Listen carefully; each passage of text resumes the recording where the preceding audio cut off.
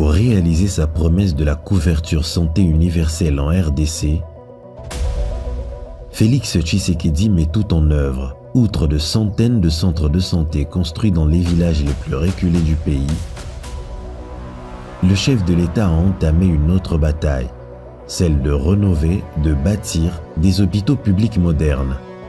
Cette volonté est traduite en ce jour par la construction de l'hôpital général de référence de Kinshasa, ex-Mamaemo.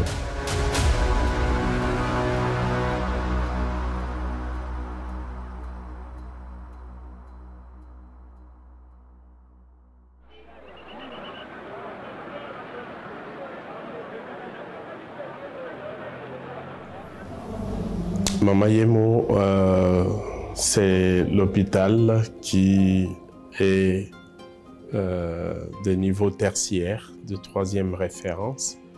Un hôpital du pays avec la plus grande capacité d'accueil depuis un certain temps. Mais au départ, c'était un petit dispensaire. Bon, à mon arrivée en 1973, et vraiment, c'est un hôpital qui attirait toute la population quinoise et l'extérieur, comme on l'a toujours dit. Donc, depuis ce temps-là, déjà, il avait la vocation d'être l'hôpital du peuple, l'hôpital de tout le monde. Les grands bâtiments que vous voyez comme la biologie clinique, il n'y avait même pas de la place pour présenter votre bon d'examen parce que c'était plein. Vous avez aussi la gynéco-obstétrique au niveau des accouchements. On avait aussi, on comptait presque 80 accouchements par jour. C'était vraiment un travail très difficile, y compris aussi la pédiatrie. Parce que la seule pédiatrie qu'on comptait ici, c'est celle de Mamaemo. Et à côté, il y avait Kalembelembe, mais tout le monde venait ici à Mamaemo. Comme on avait presque le tout, on avait des équipements, on avait des produits et les produits ne posaient pas de problèmes comme aujourd'hui. L'époque, le sommet, c'est l'époque des Américains. On appelle cette époque des Américains, c'est l'époque où Fomeco gérait cet hôpital. Et sur le plan de la rémunération, comme ce sont eux-mêmes les Américains qui payaient les agents, nous étions les mieux payés, les agents les mieux payés de toutes les formations médicales de la capitale. Dès que ce projet a pris fin, pour raison de clientélisme, d'ingérence politique, c'est la dégringolade. Nous sommes dans les années 71, je pense à peu près, parce que ça fait beaucoup d'années.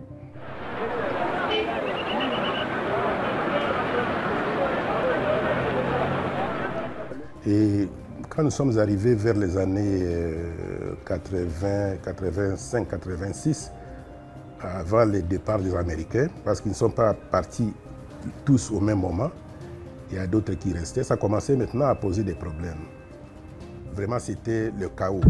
L'hôpital commençait à connaître de moments difficiles et il y avait une certaine chute. Puisqu'à ce moment-là, ni subsides, ni produits pharmaceutiques et tout ça, le chef de l'État de l'époque, le président Mobutu, avait voulu que cet hôpital devienne une entreprise publique. Et on l'appelait entreprise publique test.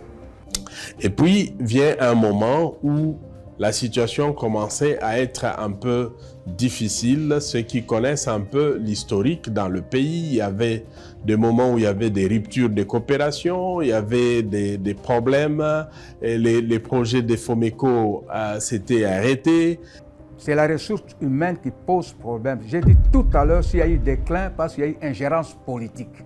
C'est l'homme et le clientélisme ont commencé à faire du n'importe quoi parce qu'on s'est posé par la politique et non par la science ou par le travail, par la méritocratie. C'était beaucoup plus le clientélisme. On a envoyé M. Kombo Tongaboke, qui était le président de l'UNTESA, comme PDG ici, pour faire de cet hôpital une entreprise, donc une étude pendant au moins quelques mois. ça n'a pas marché. Ensuite, on a envoyé un chargé de mission, le docteur Mboutoukou, qui a aussi travaillé pour préparer les textes pour que cet hôpital devienne une entreprise. Ça n'a pas marché. Jusqu'à un moment où les travailleurs se sont révoltés et vers 1989, ils ont scellé les bâtiments ici. Alors, personne n'a trouvé une solution, comme même le chef de l'État lui-même n'a pas trouvé une solution à ces problèmes. En 2014, le président de la République de l'époque a tenté aussi de remettre sur selle ce projet de construction. On a même fait l'étude du sol, mais il n'est pas arrivé à le construire. Vous savez, j'étais encore médecin directeur ici, quand on a parlé du projet de réhabilitation de cet hôpital. Moi, j'étais médecin directeur, je me souviens. Il y a eu une délégation de la présidence de l'époque, une délégation du ministère de la Santé. On était là, le ministre de la Santé nous a réunis ici. Il dit, le chef a décidé, le terme était de raser cet hôpital pour qu'on ait un hôpital moderne. C'est comme ça qu'il a dit. Il dit, on avait réhabilité l'hôpital là qu'on appelle cinquantenaire, mais on a trouvé que ça n'a pas eu d'impact auprès de la population. Mais si ceci était fait dans cet hôpital, ça aurait vraiment un impact. Et on était contents. On a circulé, un an, 2 ans, 3 ans, c'était un projet. Ah oui, mais ça commence quand? On viendra poser la première pierre. On n'a jamais posé cette première pierre. Rien du tout. Jusqu'en 2018, malgré son personnel qualifié, Mamaemo était devenu le symbole de la défaillance du système de santé en République démocratique du Congo. Coupure intempestive de l'électricité, des matériels et bâtiments vétustes, des murs délavés, pharmapoches, la misère était telle qu'un artiste a été inspiré à chanter ses déboires.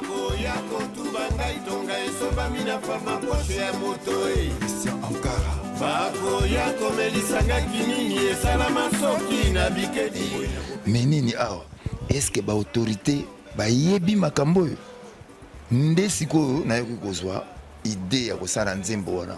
Etango nasali nzembo wana ezalaki na motema na ngayaki ponana aider population congolaise.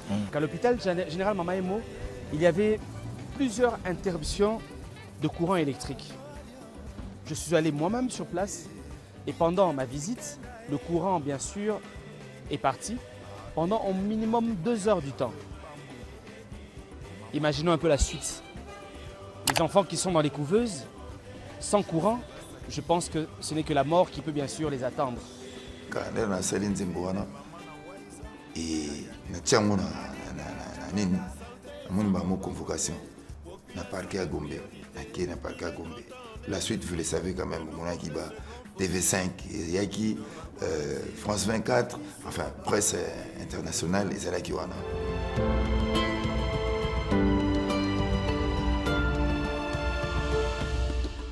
Mamaemo, en fait, on veut aujourd'hui moderniser, ça signifie en fait, on va disponibiliser plus de 2554 chambres, mais dans de bonnes conditions, et équiper Mamaemo.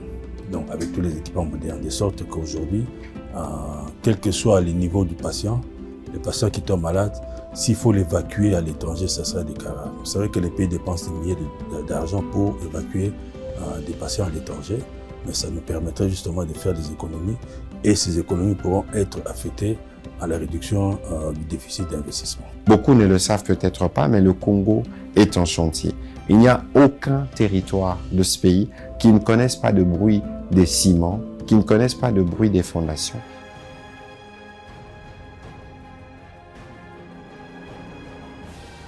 Plus de 10 ans de pleurs et de grincements de dents, effacés en seulement 2 ans.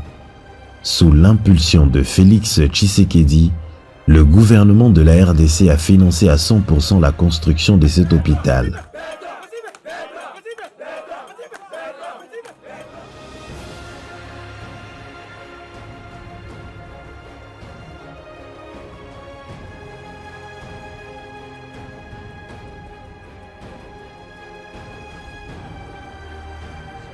Oui, pour la première phase, nous avons terminé presque. Il nous reste 3 à 4% sont des imperfections que l'entreprise a fait et qu'étant bureau, nous sommes passés pour mettre des feutres par-ci, par-là pour faire des corrections de toutes les petites malfaçons qui sont au chantier. Nous sommes prêts à livrer ces 3 bâtiments que nous avons construits, dont les bâtiments T3 que nous appelons et puis les bâtiments plutôt urgence, et puis la morgue, parce qu'on ne pouvait pas construire sans penser déjà aux morts, parce que c'est inévitable. Donc quand on est en train de traiter, on peut aussi avoir des cas de décès. Il faudrait déjà préparer un endroit pour mettre ces gens.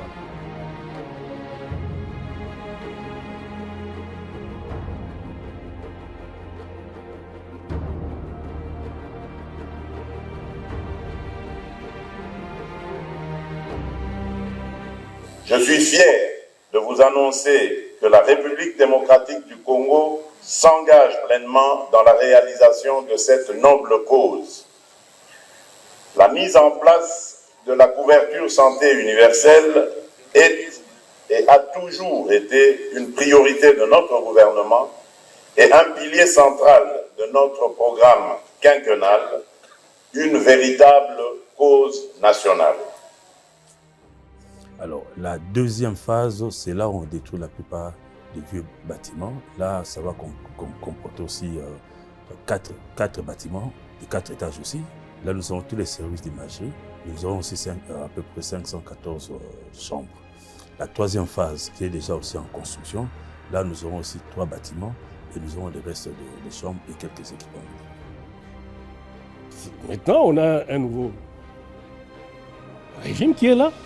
Et je suis surpris de voir que là, ce n'est plus des promesses inutiles, mais c'est la réalité qui se concrétise. On voit les bâtiments qui sont... Mais ça, c'est une fierté. Déjà, merci, chef de l'État, parce que ce n'était pas ma voix, c'était la voix de tout un peuple qui l'a entendu. Et il a réagi positivement. Il a photo Betamaboko. Et moi, je vais dans Betamaboko, on a peu près. Je vais faire une chanson dans Ndengwana. Et aujourd'hui, sauf erreur, ça fait à peu près une année, nous voyons les bâtiments pousser. Il n'y a pas de doute à cela. Les bâtiments sont en train de naître, de croître. Ça, il n'y a pas de doute, ce n'est pas des chimères, ce n'est pas la science-fiction, mais on voit les bâtiments. Il n'y a pas à discuter.